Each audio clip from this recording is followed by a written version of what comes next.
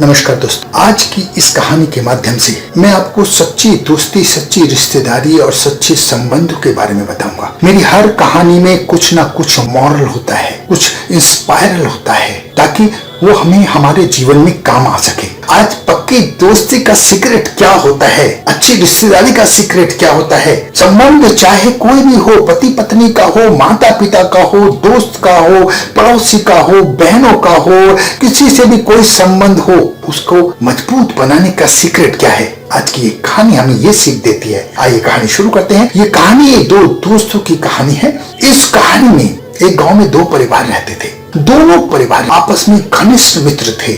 उनकी घनिष्ठता के कारण उनके बच्चे भी आपस में घनिष्ठ थे। उन दोनों परिवारों में एक एक लड़का था। वो लड़के आपस में अच्छे दोस्त थे और एक ही क्लास में पढ़ते थे। क्लास 1 से लेकर क्लास 8वीं तक वो लोग आ चुके थे और उनकी दोस्ती की मिसाल पूरे गांव में दी जाती थी।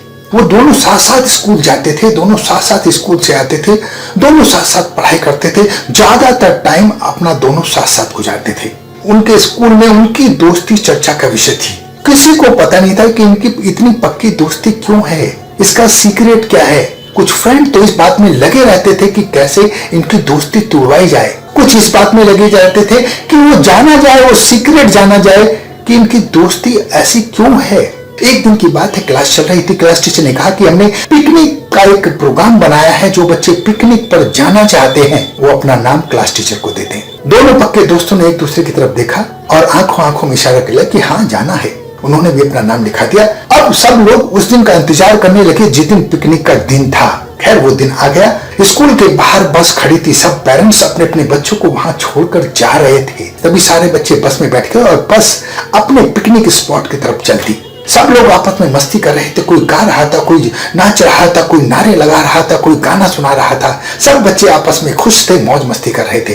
दोनों दोस्त एक ही सीट पर बैठे हुए थे। दोनों आपस में बात कर रहे थे। थोड़ी देर बाद उन्हें भूख लगी तो उन्होंने सोचा थोड़ा सा स्नैक्स खा लिया जाए। उन्होंने स्नैक्स खाया और वो अपनी पिकनिक का भरपूर आनंद ले रहे थे। लेकिन कुछ लोग पीछे बैठे हुए उनकी सारी हरकतों पर नजर रख रहे थे। खैर बस अपने पिकनिक स्पॉट पर पहुंच गई और टीचर ने बस से उतरने के बाद बच्चों को इकट्ठा किया। कहा कि ये जम्बू द्वीप है, आज हम यहाँ घूमेंगे, आज हम पांडवों का महल देखेंगे। सब लोग उधर चल दिए। सब लोग अपनी अपनी टोली में थे, अपने अपने दोस्तों के साथ थे, बातें करते हुए जा रहे थे। तो रास्ते में एक छोटी सी नदी पड़ती थी। दोनों दोस्त पीछे पीछे आ रहे थे। उनके पीछे भी कुछ बच्चे थे जो ये राज जानने के चक्कर में लगे रहते थे कि दोस्ती का सीक्रेट क्या है। वो उनके पीछे चल रहे थे। छोटी सी नदी को पार करते वक्त एक दोस्त की गलती से दूसरा दोस्त नदी में गिर गया। जो नदी में गिरा था उसको गुस्सा आया, उसने अपने दोस्त को एक चांटा लगा दिया। इस बात से जो बच्चे पीछे चल रहे थे उन्होंने देखा कि दो दोस्तों में आपस में लड़ाई होने बहुत खुशी हुई। खैर दोस्त ने उसे उठाया और वो वहां से चले गए। तभी एक घटना घटती है कि एक दोस्त जो पानी में गिरा था वो दौड़ कर गया नदी के किनारे और रेत पर कुछ लिख आया। तभी दूसरे दोस्त ने आवाज लगाई और उसको बुला लिया और फिर वो वहां पे पहुंच गए। क्योंकि थोड़ा सा पहाड़ी रास्ता है, वहां पे दूसरे दोस्त का जिसने मारा था उसका पैर फिसल गया। तब उस दोस्त ने जो गिरा था उसका हाथ पकड़ लिया और उसे बचा लिया। दूसरा दोस्त गया और पत्थर पर कुछ लिखाया। सब लोग हैरान तो थे कि एक दोस्त गया वो रेत पर कुछ लिखाया, दूसरा दोस्त गया पत्थर पर लिखाया। लेकिन सब अपनी मस्ती में मस्ते सब भूल गए। खैर सारा किला देखने के बाद टीचर ने पांडवों के बारे में बताया, ये उनका किला है और ये आजकल खंडहर हो गया क्योंकि बहुत पुरानी बात है। सब लोग पिकनिक से वापस आ गए। पेरेंट्स इंतजार कर रहे थे। सब पेरेंट्स अपने बच्चों को लेकर चले गए। पिकनिक के कारण एक दिन की छुट्टी थी। जब अगले दिन स्कूल लगा तो टीचर ने सबको बारी बारी से खड़ा होकर उनका अनुभव पूछा। सबने बताया। कुछ बच्चों ने यह भी बताया कि इन दोनों दोस्तों में आपस में लड़ाई हो गई थी और पूरी क्लास खिलखिलाकर हंसने लगी। खैर उन दोनों दोस्तों का नंबर आया। एक दोस्त का नंबर आया जो नदी में गिरा था कि तुम्हारी लड़ाई क्यों हुई। कहेंगे सर इसने मुझे पानी में गिरा दिया था इसलिए हमारी लड़ाई हो गई थी। ठीक है लड़ाई हो गई थी तो तुम रेत पर क्या लिख कर आए। क्योंकि ये सारी बातें उन शरारती बच्चों ने टीचर को बता दी थी कि कोई रेत पर लिख के आया है, कोई पत्थर पर लिख के आया है। किसी को पता नहीं चला क्या लिख के आया है। खैर टीचर तो टीचर होता है, समझ तो गया था टीचर। लेकिन फिर भी उन क्लास के बच्चों को सबक देने के लिए उसने पूछा आपने रेत पर क्या लिखा है। तब उसने कहा कि सर मैंने रेत पर लिखा है कि आज मुझे मेरे दोस्त ने मारा। और फिर दूसरे से पूछा कि आपने पत्थर पर क्या लिखा है। उसने बोला, सर मैंने लिखा था कि मेरे दोस्त ने आज मेरी जान बचाई। अगर पत्थर से मेरा पैर फिसल गया होता तो मैं गहरी खाई में गिर जाता और मर जाता। दोस्तों, टीचर ने सारी क्लास में ये चीज समझाई कि देखो, आप मॉरल समझे, दोस्ती पक्की क्यों है, क्योंकि उसने उसे थप्पड़ मारा तो उसने रेत पर लिखा, जो पानी आने पर आसानी से मिट जाएगा, और उसने उसकी जान बचाई तो उसने उसे पत्थर पर लिखा, जो अमिट रहेगा, जो कभी नहीं मिटेगा।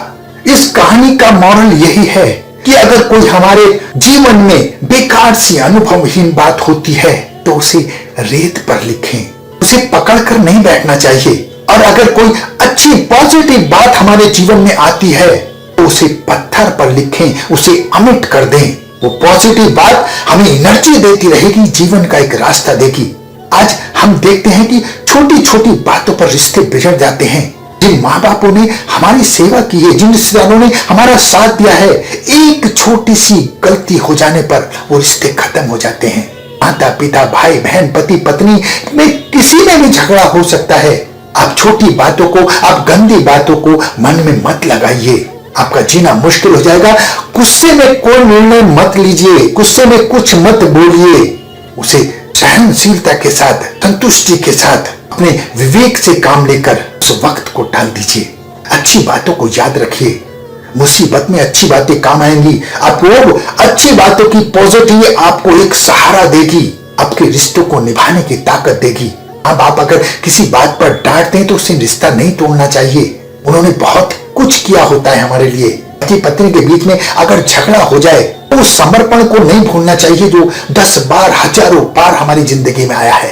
एक दूसरे की कितनी बार मदद की है, कितनी बार एक दूसरे ने एक दूसरे को खुशियां दी हैं। अगर कोई गलती हो जाए उसकी वजह से सारी अच्छी बातों को नहीं नजरअंदाज करना चाहिए, उन पर पानी फेर देना चाहिए।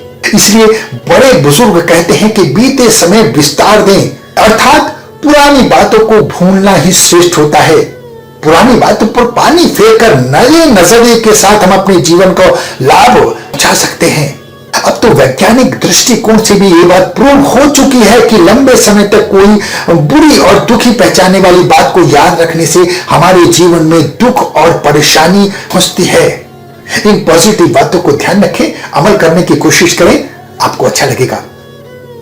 धन्यवाद।